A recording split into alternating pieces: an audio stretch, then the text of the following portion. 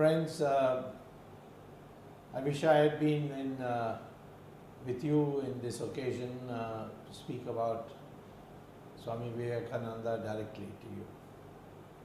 But because of commitments here, I am today speaking to you through the camera. Swamiji was born in 1863 at a time when India was in a state of utter depression. 1857 had fizzled out after a valorous attempt to throw the British out, and Veer Savarkar correctly called it our first war of independence.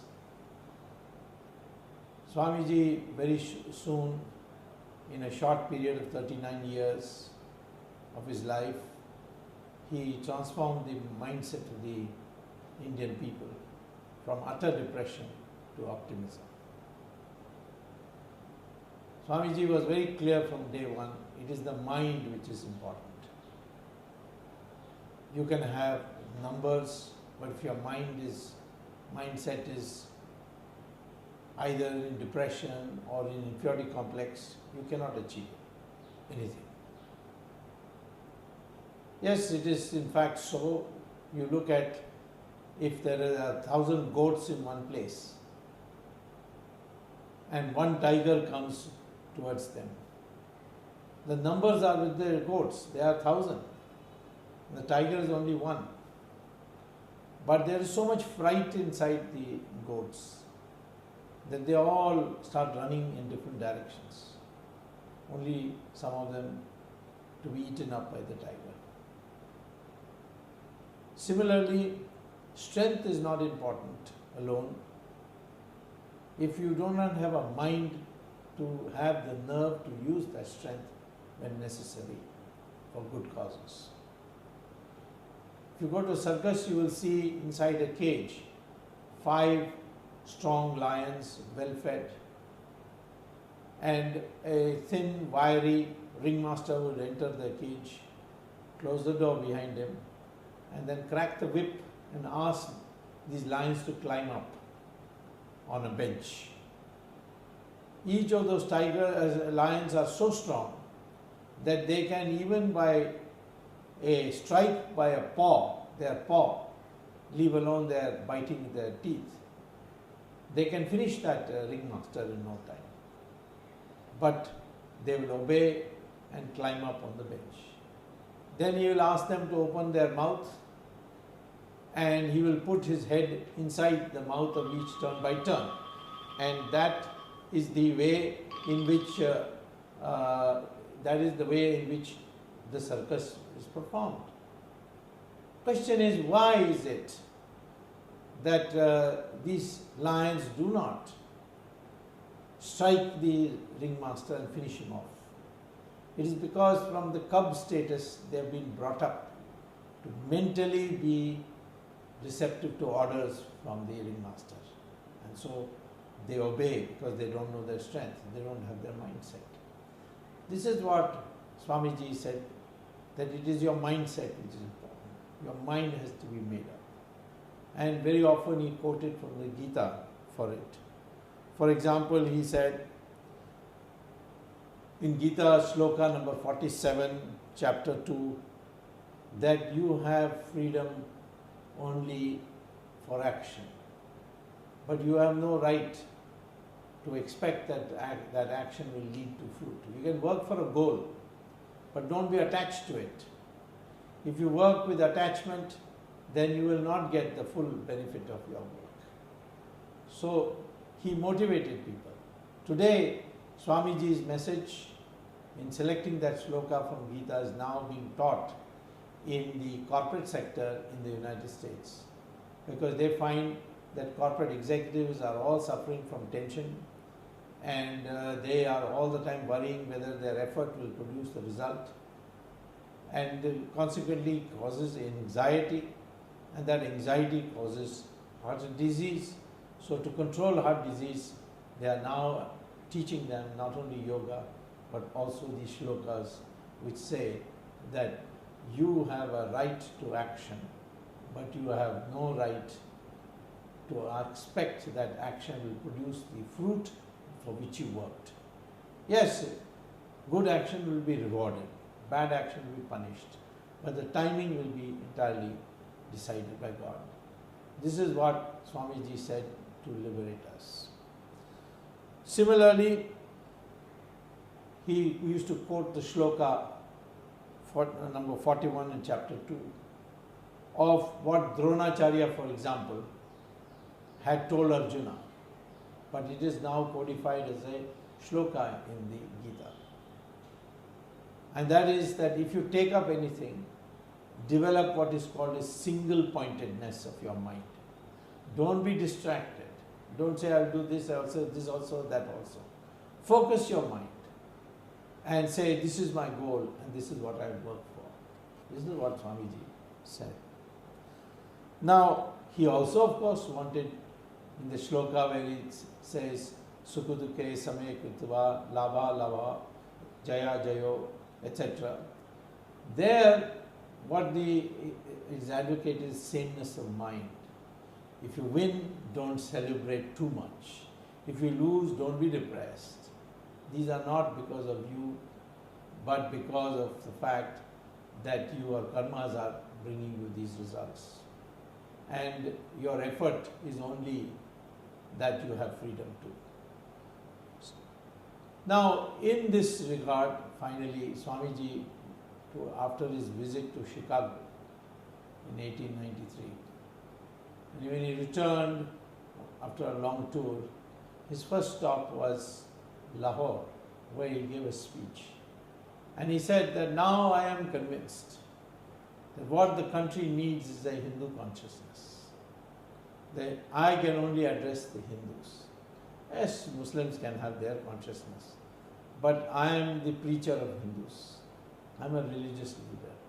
So I preach to the Hindus that you develop a Hindu identity, which means the name Hindu should electrify you.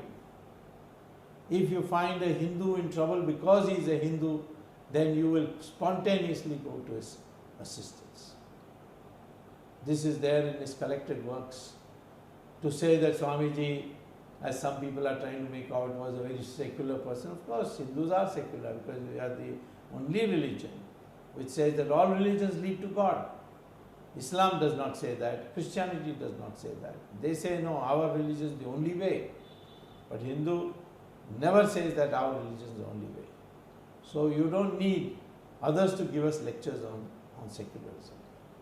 So the question was in my mind that if Swamiji's selected works are gone through, can we find out what is the Hindu identity? And the Hindu identity is found, I found out ultimately after reading Swamiji's collected works, is based on the principle of Hindutva.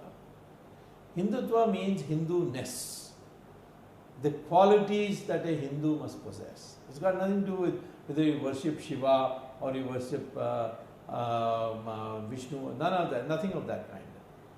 It is simply that there are certain values which is sometimes codified and presented in Sanatana Dharma.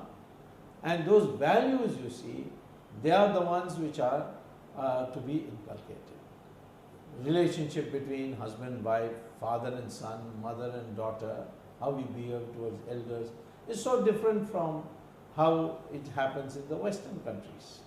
So there is a distinctiveness about India, and that he called as Hindutva. And he said that even Muslims and Christians, after all, they are from this same soil, that is their ancestors are Hindus.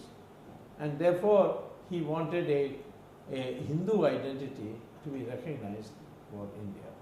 And we can say that identity could be called Hindustan.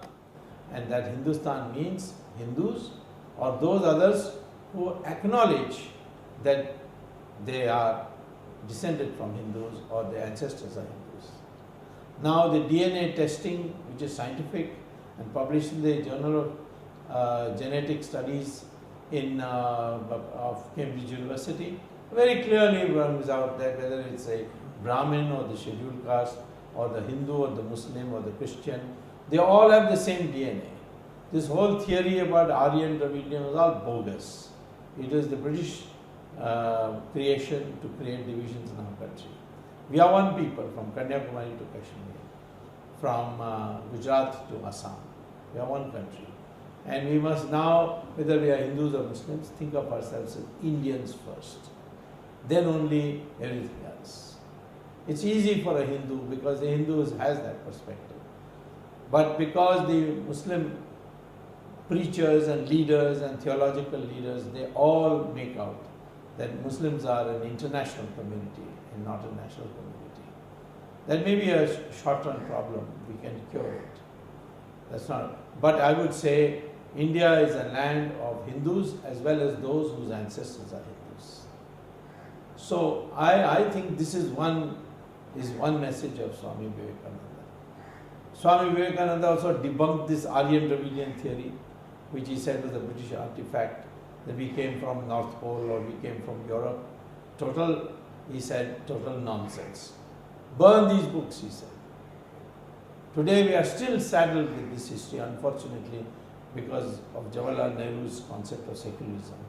And whatever was prescribed by the British is continuing to be used in our country. We therefore now have to recognize that we need a language which is sophisticated.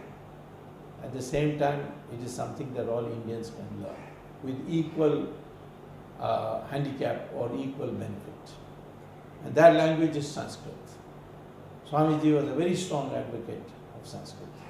Learn Sanskrit. You may live in Australia, you may live in America. Now you can learn because of the fact that it's available in videos.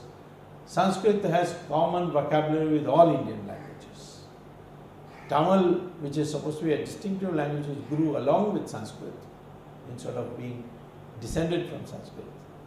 That language has 41% of words which are from Sanskrit. Even if you object to saying it's from Sanskrit, at least it's common with Sanskrit. Malayalam is 90%. Karnataka is 75%. Bengali is also 90%. Gujarati is about 80%. So all our Indian languages have a common vocabulary. So that is therefore something which we must develop. We must all learn, whether you live in Australia or America, because now NASA has found out, and you can see this in the Google, that Sanskrit is the most computer compliant language. And in artificial intelligence, because in computer science, the most advanced field, Sanskrit is now being used as a medium for storing knowledge. This is our tradition. Just as now everybody is accepting yoga, so soon everybody will start accepting Sanskrit.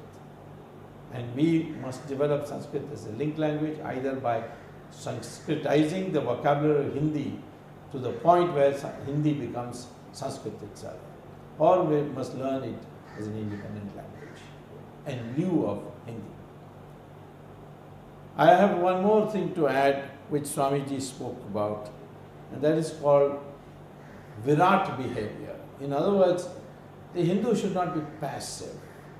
Swamiji didn't advocate violence, he was against violence. But he said if someone is hell-bent on doing violence against you, you have to finish him off. And that he called as Virat character. So we need today a Virat Hindu identity, or a Virat Hindustan identity. And I certainly think that our brothers and sisters of our same DNA, the Muslims and the Christians, should heed to this call of Swamiji and declare themselves as Hindustanis. And after all, Hindustan is now being used widely. Even corporations like Hindustan Petroleum Corporation or the Oil Corporation or Hindustan Latex, so many other things in the public sector is being named in. India is Hindustan. We are, as a Bharat, we are a republic. But as a Hindustan, we are a cultural identity. Yes, others have contributed too. But like Ganga has so many rivers joining it, but its name remains Ganga. Therefore, we may have contributed, we may be a composite culture, but the name is Hindustani or Hindu. So I urge you today on the day to recognize that after all, Swami Vivekananda made us liberate our mind, which is how Purna Swaraj call was finally given. A lot of people thought that we cannot rule ourselves, but because of Swamiji's message, we became self-confident. Today, therefore, we have to celebrate his 150th year with great deal of happiness and commitment, and read his selected works or collected works as thoroughly as you can. Thank you very much.